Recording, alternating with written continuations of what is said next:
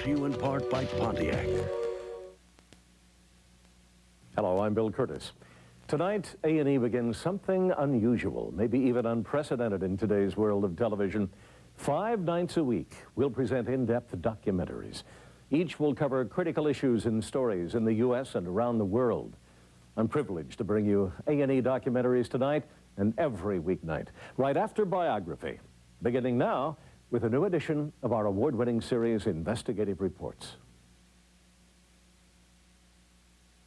This program contains graphic scenes of medical procedures that viewers may find disturbing. Viewer discretion is advised.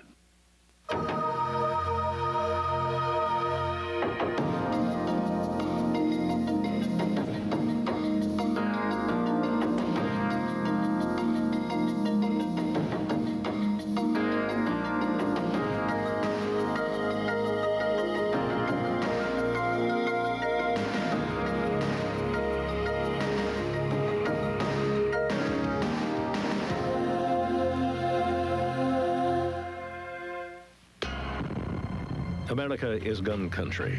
An estimated 250 million guns. That's one for every man, woman, and child.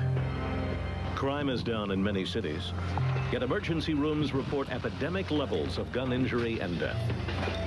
On the streets, more and more kids with guns. Among police, a fear that they'll be outgunned by common criminals. They fired into the car. At present rates, gunshot wounds will soon surpass car accidents as the leading cause of injury-related death. Why does gun violence proliferate, even as crime comes down? One answer may lie on a patch of highway, the fast lane in the interstate traffic of all manner of weapons, a stretch of road known as the Firearms Freeway.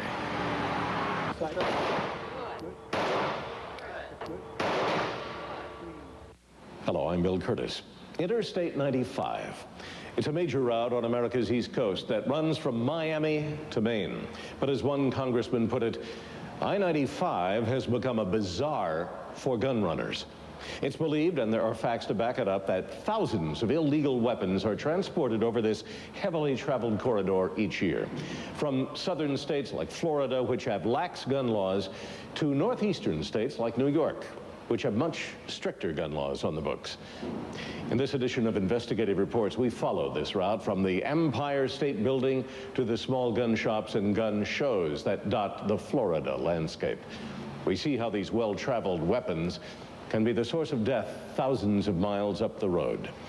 Firearms Freeway is an example of the frustrations gun control advocates feel when they go up against strong and organized pro-gun lobbyists.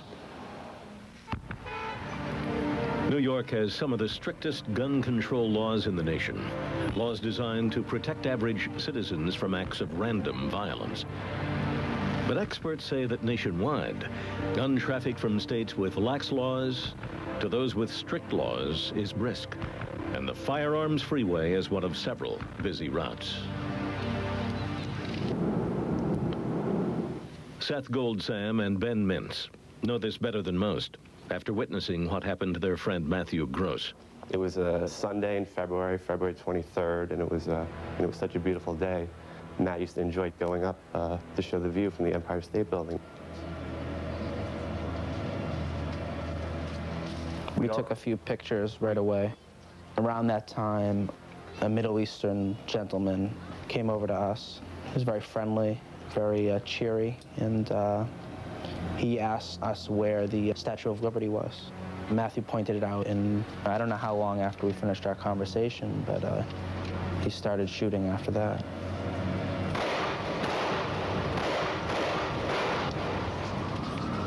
I turned, I saw the muzzle of a gun, a flash, and people going down. We were up on the 86th floor on the observation deck. And we heard about, I don't know, 5 or 6 gunshots. And all of a sudden people started diving everywhere. 5 or 6 people that were shot. Gunman shot himself.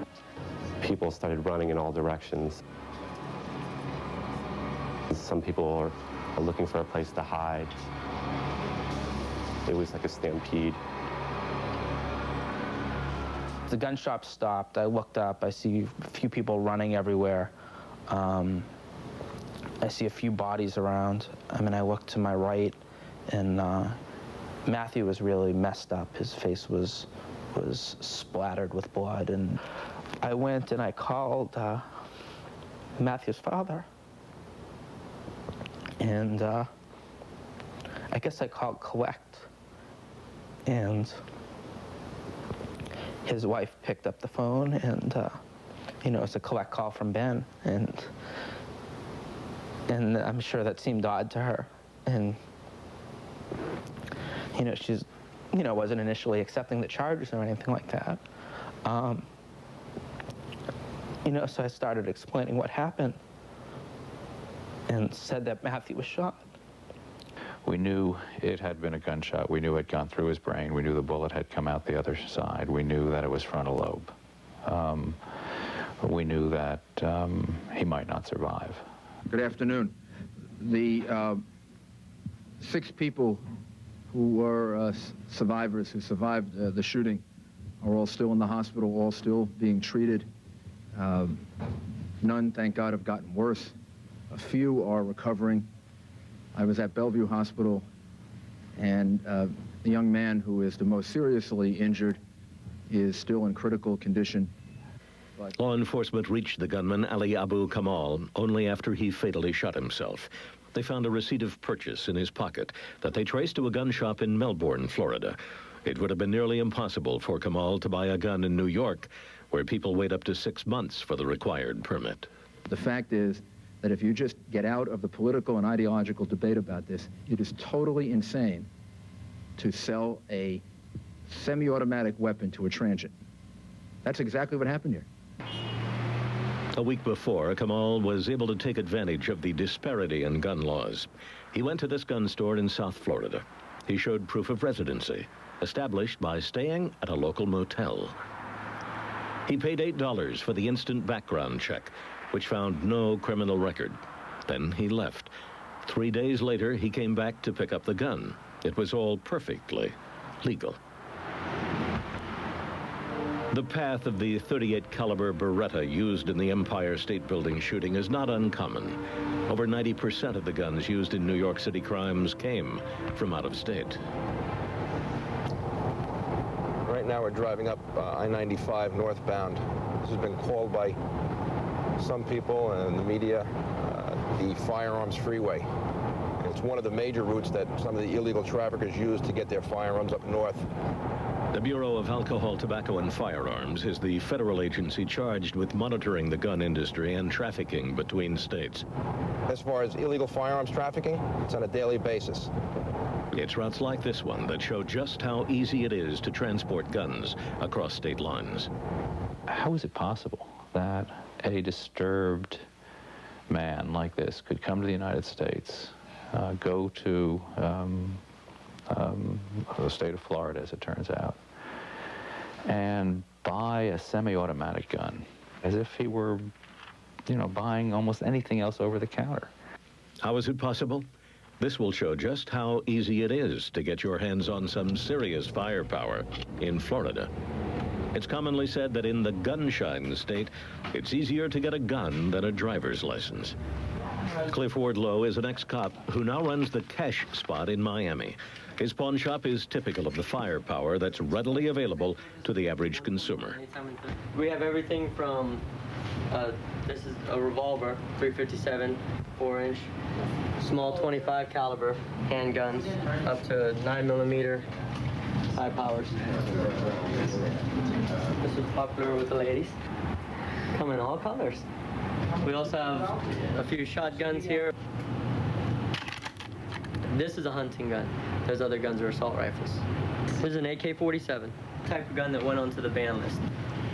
While assault rifles like this one have been banned, any guns made before the law was enacted are still easily available and perfectly legal to buy and sell. To be a gun dealer today is to occupy a strange and dangerous outpost on the moral frontier. It's never to know if the next product you sell will be used to commit a crime or to kill. I get to converse with them and I get to talk to them and see how they are before they even buy the gun. And I have never had any time that I question a gun that I've sold. It's important to note that the onus is on gun dealers alone to screen gun buyers. As in many other states, the process of purchasing a gun in Florida is deceptively simple. Just show proof of identity and Florida residency. The gun dealer calls for an instant background check, the same check a police officer runs when he pulls over a driver for a traffic violation. Anyone who has not been convicted of a felony is instantly approved. You can take your rifle or shotgun on the spot. Handguns require a 3-day wait. And I come back for it. Okay. Thank you for coming by. Bye-bye. Okay. By law, the state cannot keep a registry of gun sales, so all records of the background request must be destroyed within 48 hours. The only record of gun sales is the federal firearms purchase form. When the gun is purchased, the form goes right to the gun dealer's files. Unlike a car or even a dog, a gun bought in Florida is not registered anywhere. The only record is the little yellow form in the gun shop files. Well, this whole time interviewing me, have you known that I have a gun on? Yeah? Glock 40 caliber. Very compact. Carries 10 rounds. And so small, don't even know I have it on. The ATF has the authority to check up on Florida's thousands of gun dealers, but with just 120 agents to cover Puerto Rico, the Virgin Islands, and the entire state of Florida, agents like Orlando Blanco claim that their resources are spread too thin. You go to track, illegal sales at gun shows. Yeah, you actually have to be there. You actually have to go to the gun shows, and we don't have the manpower to send personnel to every single gun show. Legitimate gun shops are the least of their problems as long as there are gun shows where none of the rules apply. J.C. Quiñones is an ex-member of the Latin Kings, as well as a former member of the NRA. Now he works with kids, trying to keep them out of gangs and away from guns. If right now I just finished having an argument with my wife, I can walk into a gun show, find one of these private dealers, and just, buy a gun, go back home and blow her head off.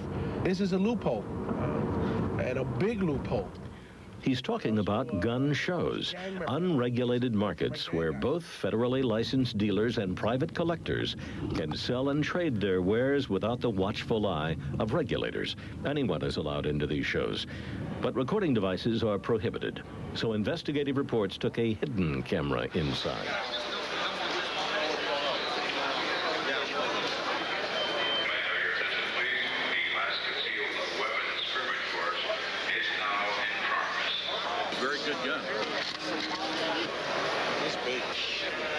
All manner of weapons are available here. Handguns of every caliber, shotguns, band assault rifles, the parts to turn them into machine guns, outlawed bullets, and books on how to kill people.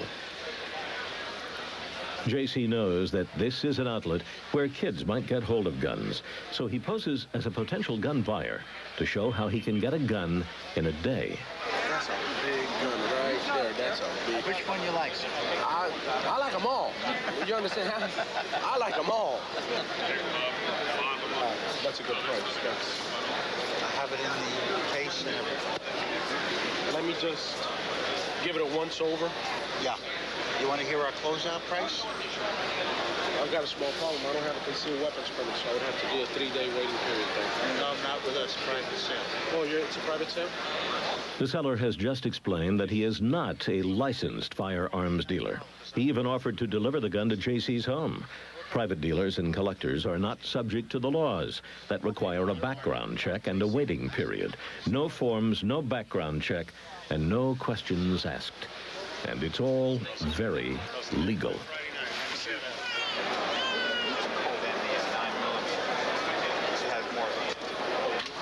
I could have walked out with a 45, a 44. There was a 38 there. There was a shotgun that he had on his rack, and what looked to be an SKS. So, any of these have the power of really doing some big damage to people. There were no small calibers there. You know what's pretty awful? There were kids in there. And there were young babies. I mean, and the mothers were carrying their kids around, showing them all these guns and stuff. We're just raising another generation of maniacs, of People that are going to be resolving their problems through shootings and not really give talking out a problem an option. And what effect do those loose gun laws have on the citizens of Florida? When investigative reports returns here on A&E, a brutal night in the emergency room of one of Miami's major hospitals.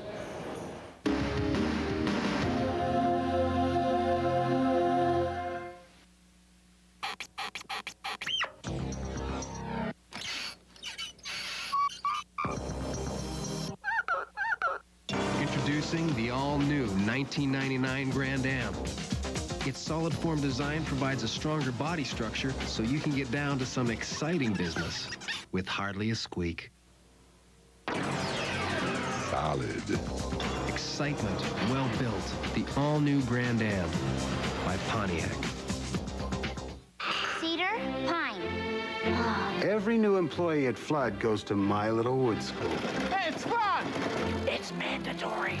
Wood is porous, like a bunch of straws. That's why we have to protect the inside, too. At Flood, we've created a whole line of great wood care products by creating a whole company of wood care experts. Oak, pine, cedar, redwood. Okay, to protect and beautify wood. Anybody? Solid color deck and siding stain. Oh, I knew that one. Flood, how wood should be treated. Blueberry. No. Strawberry. Wait, buttermilk. Apple cinnamon. Banana bread. Yeah. I mean minis. Yeah, minis. No, wait. Late for school 9 weeks straight, Harold finally decided which delicious Eggo waffle he wanted. Blueberry. Unfortunately, he wasn't alone. Hey, look at my Eggo. And the next 9 weeks Buttermilk. I mean banana began to bread. look bad. Eggo waffles. So many flavors, so little time. No, wait. So I always try to keep it simple, because if I forget that that person is a beginner and doesn't have the reference of all the knowledge and the years of training that I have, then you just overwhelm the person. So you always have to start with the basics, and one of the basics is a good gas, like Chevron with Techron, because that helps you run your best. Help your car run its best. Use Chevron with Techron. It sounds kind of simplistic, but it's really true.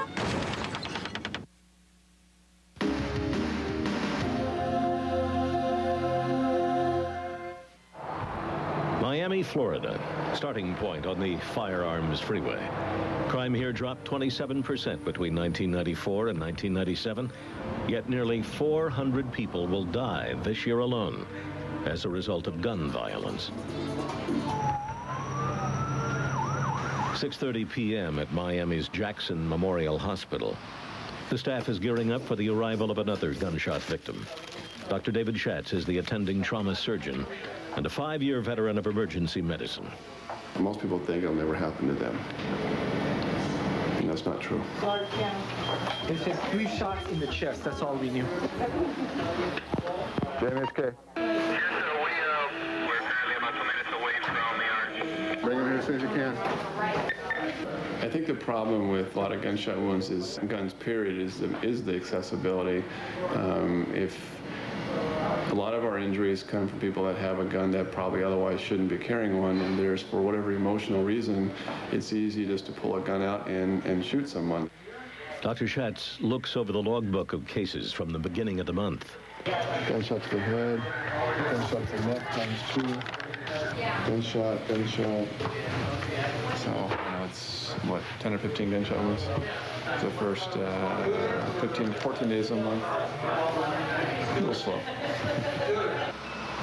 Tonight is a typically busy shift. First, a young man is wheeled in, shot 5 times in an argument. How many times were you shot, do you know? How many shots did you hear? Do you take any medications? Do you take any medications? Can I say yes or no? Okay, look at this. This guy, any other injuries? What's that? The rifle or a handgun? He also got hit here and the other arm, both thighs. His anterior tibs out. It's a single bullet. Totally shattered the bone, both bones. So, shotgun one coming in now. Next, the trauma team treats a man sprayed with a volley of lead pellets from a shotgun. This is shotgun. This is what shot. Shotgun? Look at that X-ray. It's unbelievable.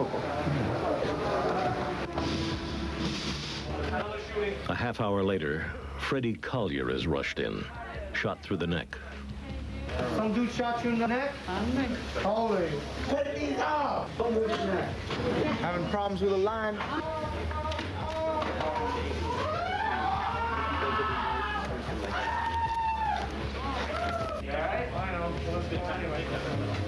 Two gunshot wounds in a matter of half an hour.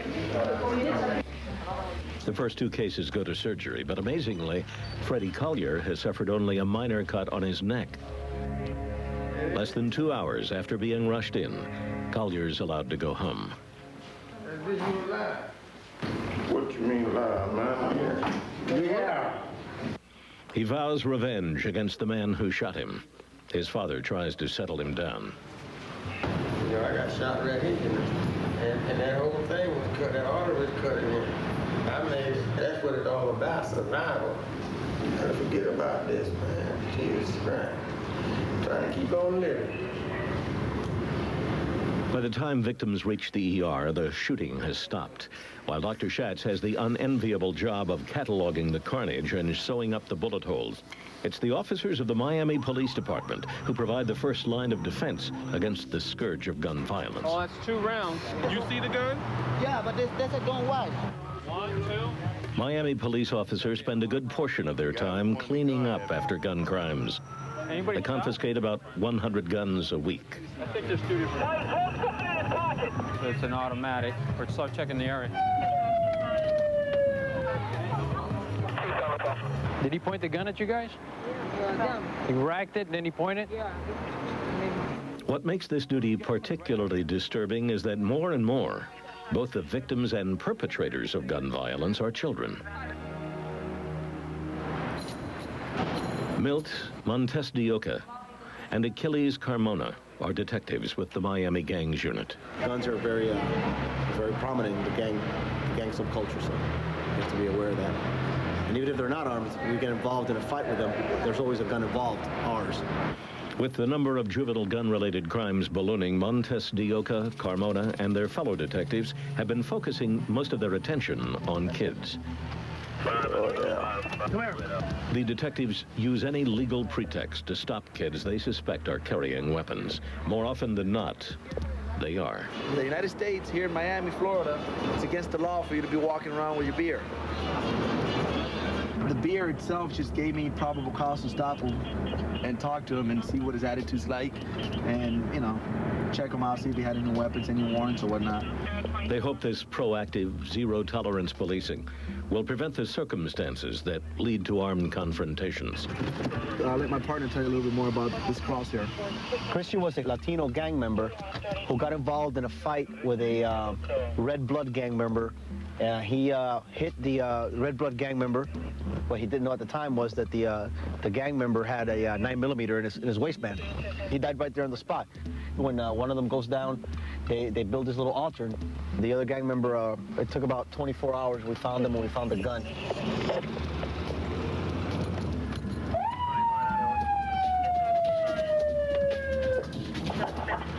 Step out of the vehicle. Go ahead and put your hands on top of the car.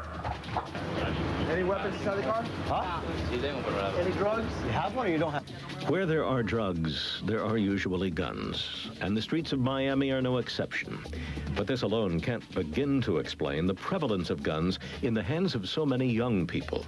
In fact, according to federal crime statistics, 4 out of 10 guns traced from crimes across America are owned by juveniles. The thing that we remind ourselves all the time is that we're not going to let our guards down.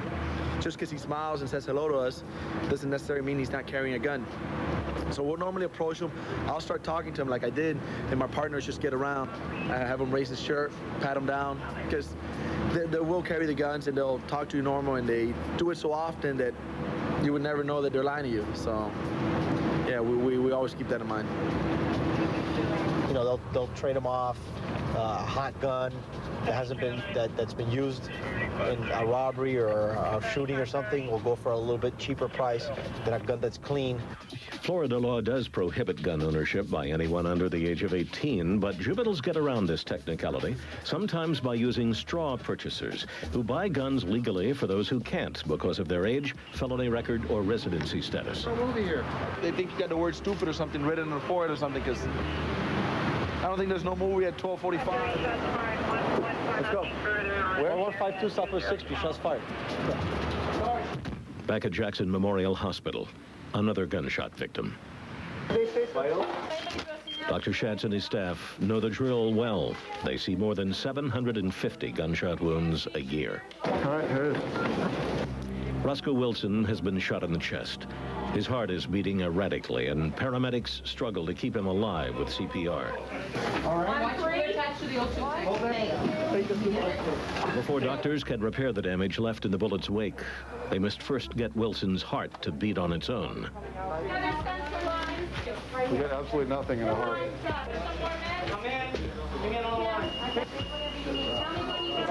All right, you charge the paddles? Doctors try to jolt Wilson's heart into beating again.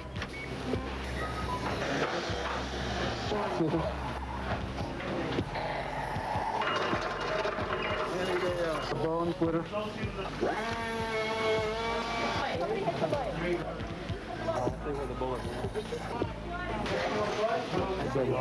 A hole here in the lung, too. I know where the bullet went. Where's the bullet? I don't know where it is. Nothing's going in the heart. As a last-ditch effort, Dr. Schatz reaches into Wilson's chest and tries to force the heart into working by hand.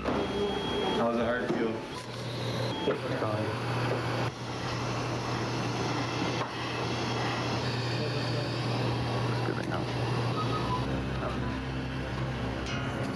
That's it. We're calling it. I can't get anything out of the heart. Roscoe Wilson is one of nearly 400 people who die annually in Miami from gunshot wounds. The latest of more than 35,000 Americans this year who will be killed by a gun. Dramatic injury like that's an eye-opener. It's bad enough to look at the news and hear nothing but gunshot for gunshot for gunshot because of burglary or whatever, but to actually see what happens in here, I think most people would be even more up in arms about it. So why doesn't the state of Florida pass stricter gun laws? The answer seems to lie in its residents. When Firearms Freeway returns, we'll meet a mayor and some cops who are fighting a battle they can't win. Stop.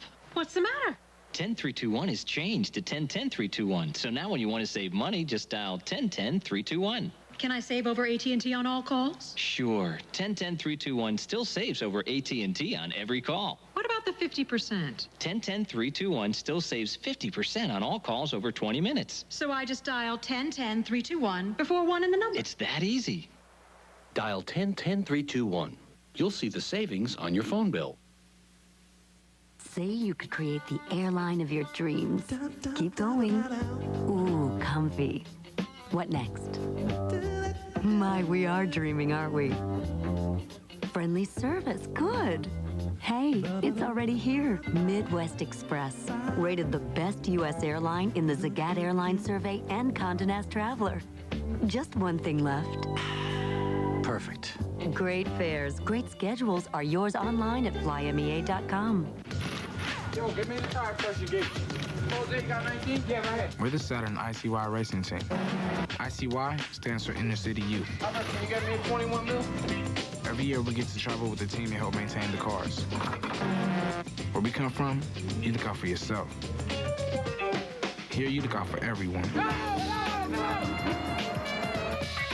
Saturn ICY racing means to me that I had a chance in life to get out and win. I did something different.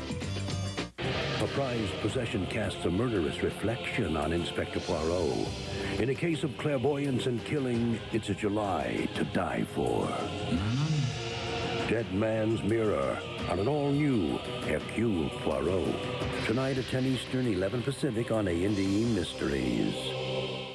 Once, in parts of this country, the problem wasn't getting good health care, but getting any at all. Fortunately, the doctors of the American Medical Women's Association have always gone the extra mile for people's health. Now, out of concern for yours, they've granted their acceptance to supplements. These from Nature Made. Nature Made is proud to bring you the first supplements to earn the acceptance of the AMWA. Nature Made, trusted by the ones you trust.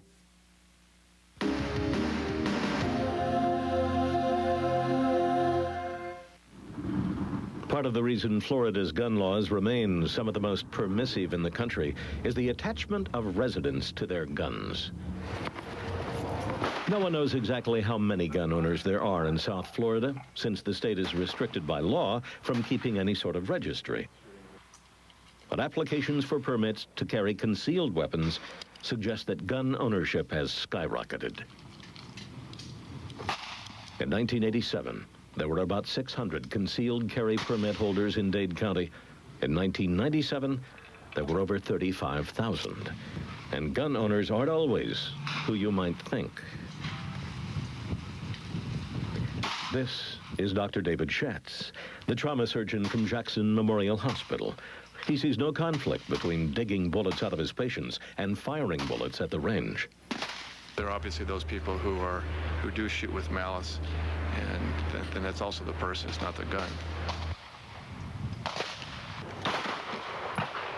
Most victims are relatively close. You're not using a handgun to fire 100 yards away for the most part.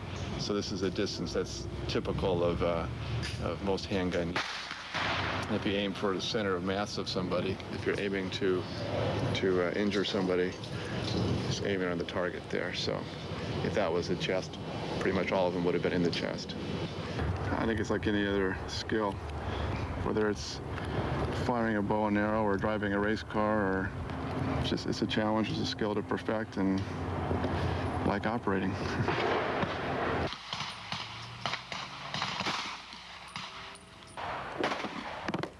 250,000 handguns are sold every year in Florida, some for sport, some for protection, and for some, guns are part of their daily lives. I got a gun, you got a radio, I got my radio. John and Sally Campbell started out as partners on the Miami police force before they were married. Now they represent the spectrum of ways in which police officers deal with the effects of easy gun accessibility in Miami. I gotta get going. Oh yeah, what's your schedule tonight? I'm at the range. As a firearms instructor, Sally prepares young police recruits to defend themselves on the street. John heads the homicide department and directs the investigation and the aftermath of all serious shootings. If I quit during the day, I'll call you. Some days it's like if I'm going to retire or not that day. Yesterday was kind of a tough day. He's been having a lot of those since he's been in homicide. See you. See you later. Okay, have a nice day. Okay. She's a better shot than I am. You know, she's much more proficient with firearms than I am. Commander Campbell took over the reins of the homicide department just a month ago, but he's already getting to know the particular frustrations of policing the fallout of Miami gun violence. You know, what we're dealing with here are like life and death issues. People get killed, and we have to catch the people that did it.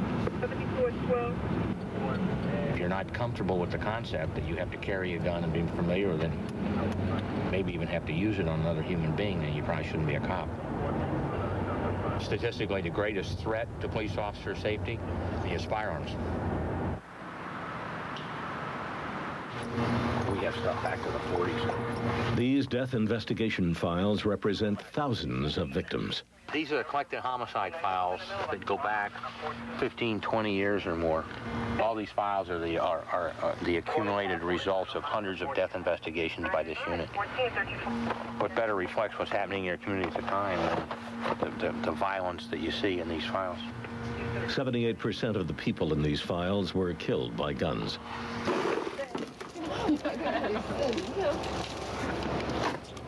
Right here. That's the 6-1. Tonight, Sally Campbell is instructing a group of young academy recruits. Firearms training is crucial to their survival on the streets. It's her job to make sure they're ready for their job. Stand by. Same thing. Fire!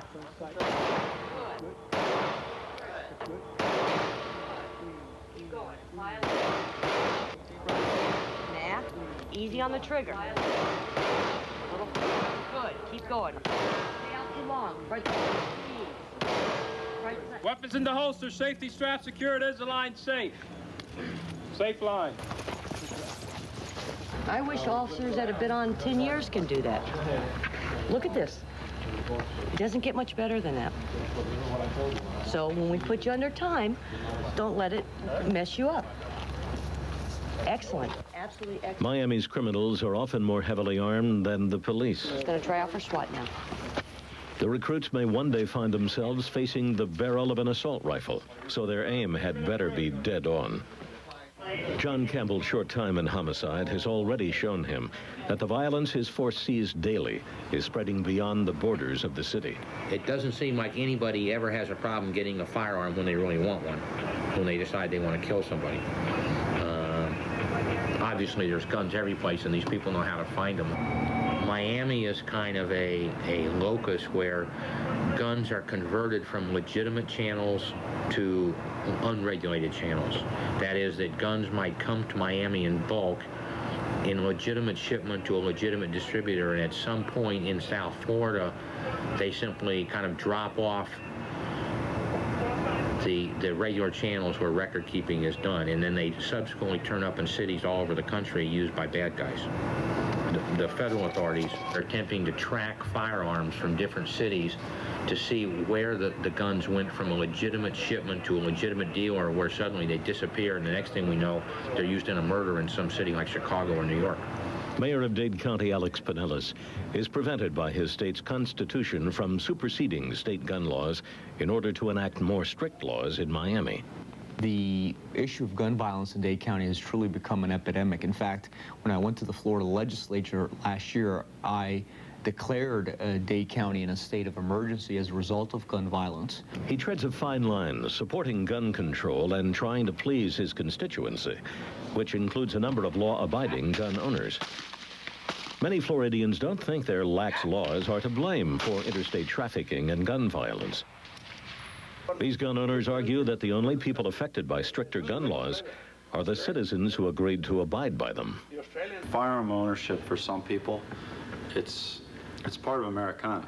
So, you know, where I'm from in Delaware, you can pretty much go into most people's home and have a firearm just because they're American. They have the right to have one, and they have one. The Second Amendment is a simple little one-sentence long provision of the Constitution, which says that because of the importance of a well-ordered militia to maintaining liberty, Congress shall make no law restricting the right to keep and bear arms.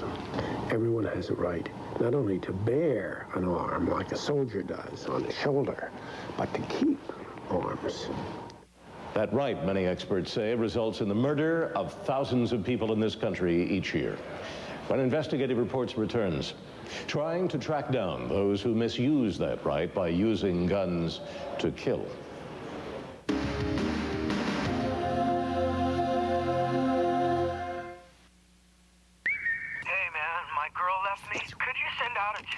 I want my baby back, Chili, baby back real. Chili, baby back real. Barbecue song. I got my baby back real. Whether it's time to recoat your blacktop or water your bluegrass, talk to the folks in the Red Vest. They'll help you find everything you need to get your summer jobs done right. That's why Ace is a place for the helpful hardware folks. Excuse me. I see you got a little problem there. You're wearing sunglasses and reading glasses. Boy, do you look silly. Clearly, you haven't discovered Optics 2020 reading lenses. They're soft lenses that cling to the inside of your sunglasses. Like this. Now that small print just jumps into focus. It's magic, isn't it? You look so much better. Optics 2020 reading lenses for sunglasses. Excuse me, hi. So you got a little problem there, huh? Woo, can't see, can you? Woo. They're in-your-face outlaws. Years ago, people wanted to kill us. Now everybody wants to be us. Hell on wheels. A first-hand look inside their violent and secretive world. We ain't no saints here, you know. On an all-new Inside Story, Road Warriors, the Biker Brotherhood. Tomorrow at 9 Eastern, 10 Pacific on A&E. He didn't know if he had heartburn or heart disease. Her parents didn't know if she had allergies or asthma. And she didn't know if she had a lump or a tumor. But they all came to the University of Miami-Jackson Memorial Medical Center. Experts in treating everything from the most serious illnesses to routine medical problems. And they all came out glad they came here. The University of Miami-Jackson Memorial Medical Center. We know.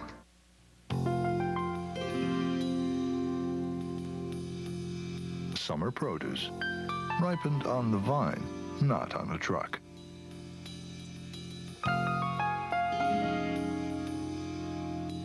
Shipped air express daily to Norman Brothers. Norman Brothers produce, plus meats, seafood, and good baked things to eat. Norman Brothers. Can your supermarket do this?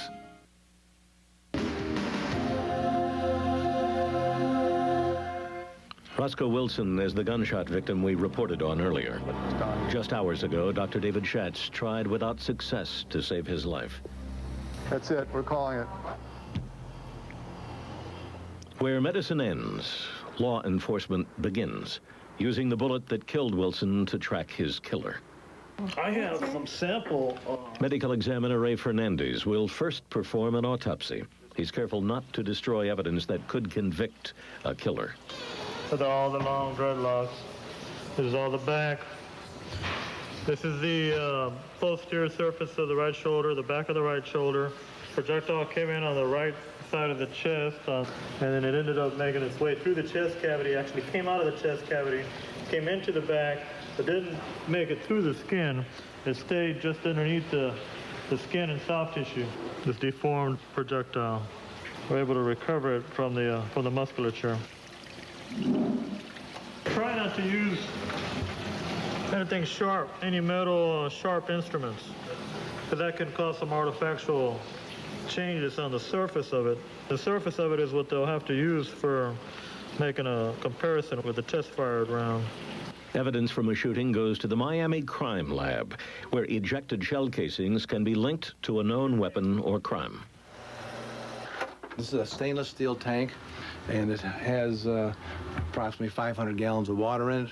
I'm going to test fire this Smith & Wesson 9mm pistol, and I'm going to fire some different types of ammunition in it so that if we receive evidence on this case, we'll have different types of ammunition fired.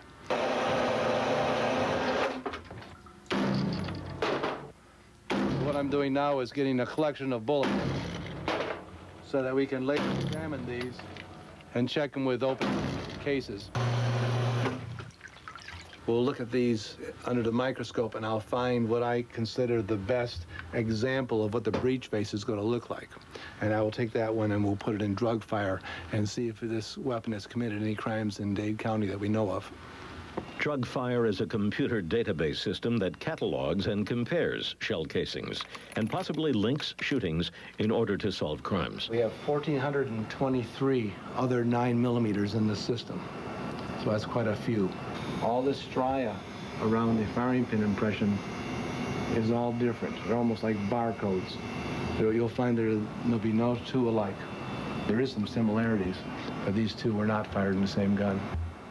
This will stay on file, yes, for approximately 6 months, and then the system will be purged and new weapons put in, because we bring in 20 or 30 weapons a day, every day, 5 days a week. So Drug Fire tracks weapons used in crimes in Miami. The problem is, a lot of the guns bought and sold there don't stay there. That's where the ATF comes in. Okay. Guys, today's briefing is being conducted to advise you of some information that the ATF New York Intel Unit has developed. In New York, for example, the goal of the ATF is to intercept weapons trafficked here from other states before they reach the black market and before they're used to commit crimes. After months of investigating an illegal firearms dealer, these agents are heading out on a bust. Agent Richard Conway unloads illegal weapons confiscated in a recent undercover operation. This is the kind of interstate firearms trafficking case that we try to develop up here in New York, where guns are coming from down south, from Florida, other states, it's not just Florida, and they end up in New York, and they end up on the streets in New York. And this was just a lucky case where we intercepted quite a few firearms before they got onto the street. The .380 caliber pistol was going for approximately $135. 25 caliber pistol was going for approximately $65. Back up here in New York, the .380 caliber pistols went for approximately $450, and the 25 caliber pistols went for about $350. These guns were intercepted before they were used. More often, guns are confiscated after they've already been used. Today, the ATF is destroying 12 guns confiscated from crime scenes, but the math is hardly encouraging. 12,000 firearms are illegally trafficked to New York each year, and a new gun is manufactured every 12 seconds. Federal law enforcement continues to play catch-up, trying to get a handle on the steady flow of illegal guns, but unable to remedy a patchwork of states' gun laws. New York City has overcome many crime problems, thanks in part to strict gun control laws passed under the city's mayor, Rudolph Giuliani. There are states now that have done a good job of closing down the availability of guns, and cities, and then others that are still making them easily and freely available. So in essence, the ATF has to ameliorate that disparity by having this enormously elaborate system. Local law enforcement in New York has teamed up with the ATF to track crime guns nationwide using IBIS, the Integrated Ballistics Identification System. So far, only a handful of cities are linked in to the national database.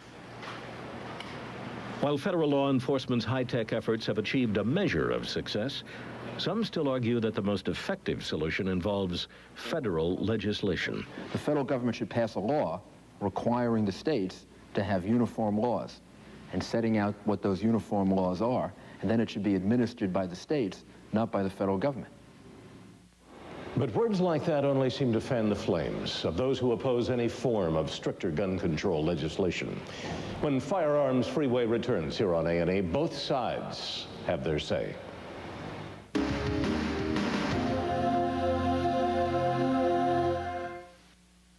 It's not for sale. Other companies have always tried to buy the secret family recipe for Bush's baked beans. No wonder. Roll that beautiful bean footage. Specially cured bacon, fine brown sugar, and a delicate blend of spices. I've only shared my secret family recipe with one other soul, and he'd never sell out. Hey, where'd you get that? I was just trying it on. Honest. Bush's baked beans. Our secret family recipe is baked into every bean. Cedar, pine. Every new employee at Flood goes to My Little Wood School. Hey, it's fun! It's mandatory. Wood is porous, like a bunch of straws. That's why we have to protect the inside, too. At Flood, we've created a whole line of great wood care products by creating a whole company of wood care experts. Oak, pine, cedar, redwood. Okay, to protect and beautify wood. Anybody? Solid color deck and siding stain. I knew that one. Flood, how wood should be treated. It comes in a flash and leaves in a heartbeat. It's opportunity. If you own a business like I do, you know all about it. You either jump all over it, or you get in the long line of shouldas and couldas. Opportunity? It's $1 million idea. For me, it was knowing when to go out on my own. Or finding a tool that makes doing business easier. The Gold Corporate Card for Small Business from American Express. It's easy to apply. Call now. The card started as a way to simplify bookkeeping. Today, it also provides savings at Kinko's, FedEx, and other businesses. And our dedicated Small Business Services Group offers savings on health and dental care, as well as equipment financing. They do all that so I can stay ahead of the curve. It's easy to apply. Call 1-800-SUCCESS. Let American Express give your business the power to do more. A prized possession casts a murderous reflection on Inspector Poirot. In a case of clairvoyance and killing, it's a July to die for. Dead Man's Mirror on an all-new Hercule Poirot. Next on A&E Mysteries. It's an A&E special live presentation. Pops Goes the Fourth. Saturday at 7:30 Eastern, live on A&E.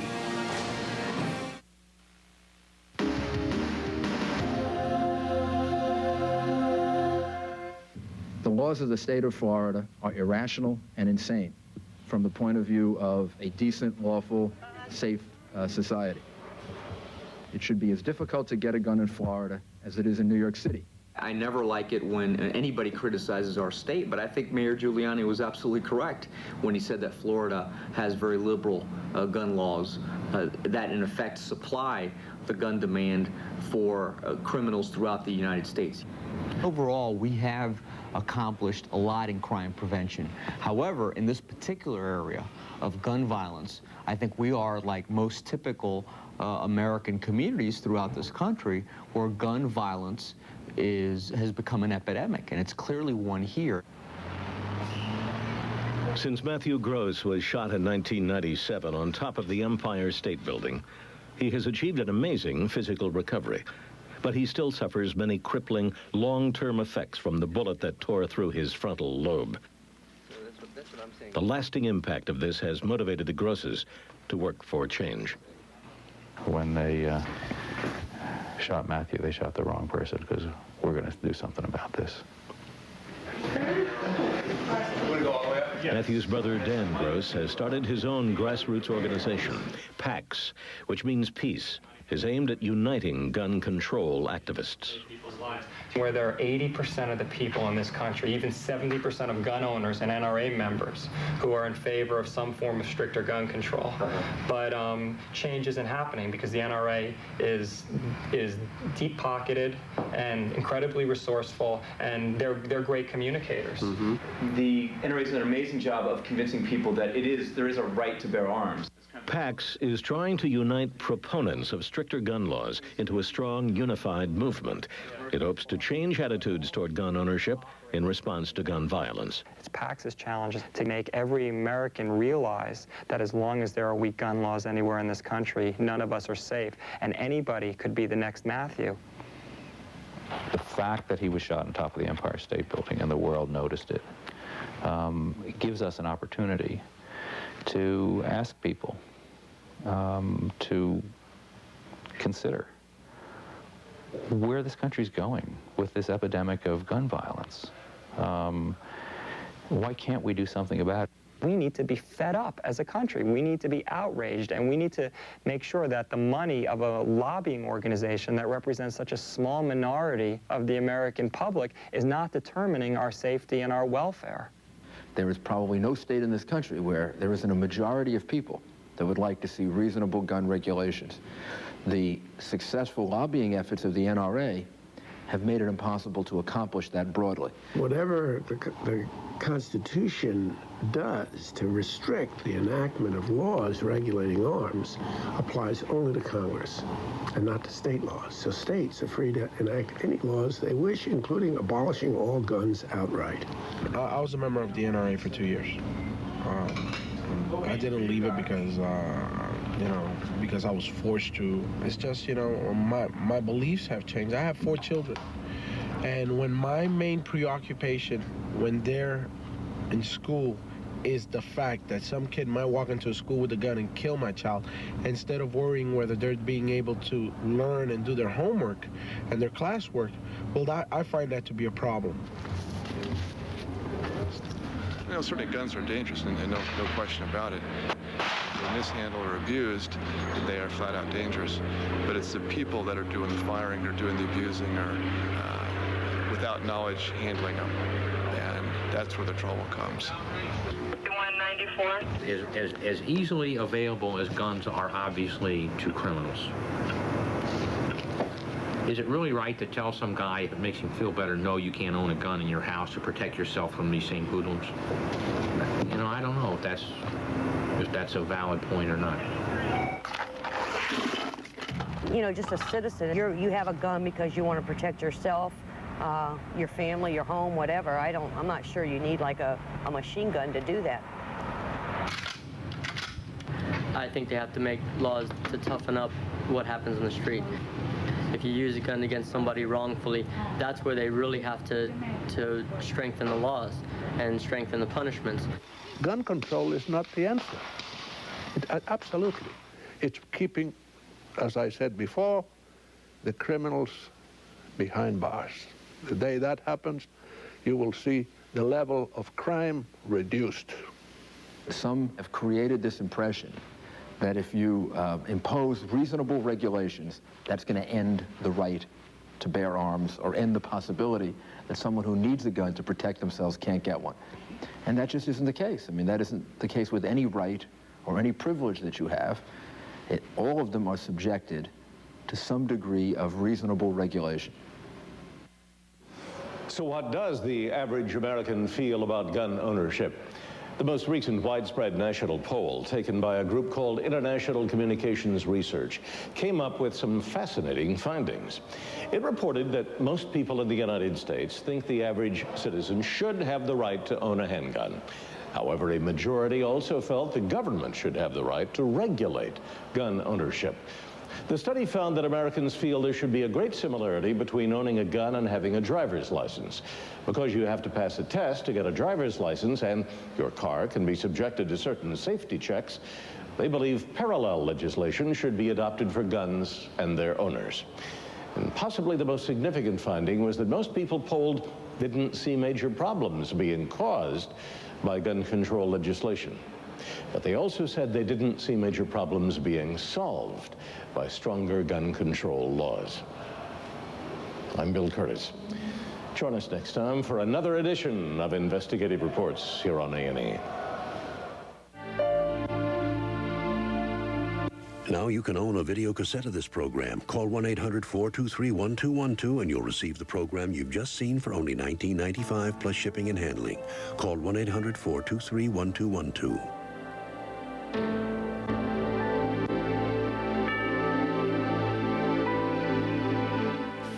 Assault, sex, drugs, and drinking. It's all strictly business for the Hell on Wheels big, burly bikers of New York City's Hell's Angels.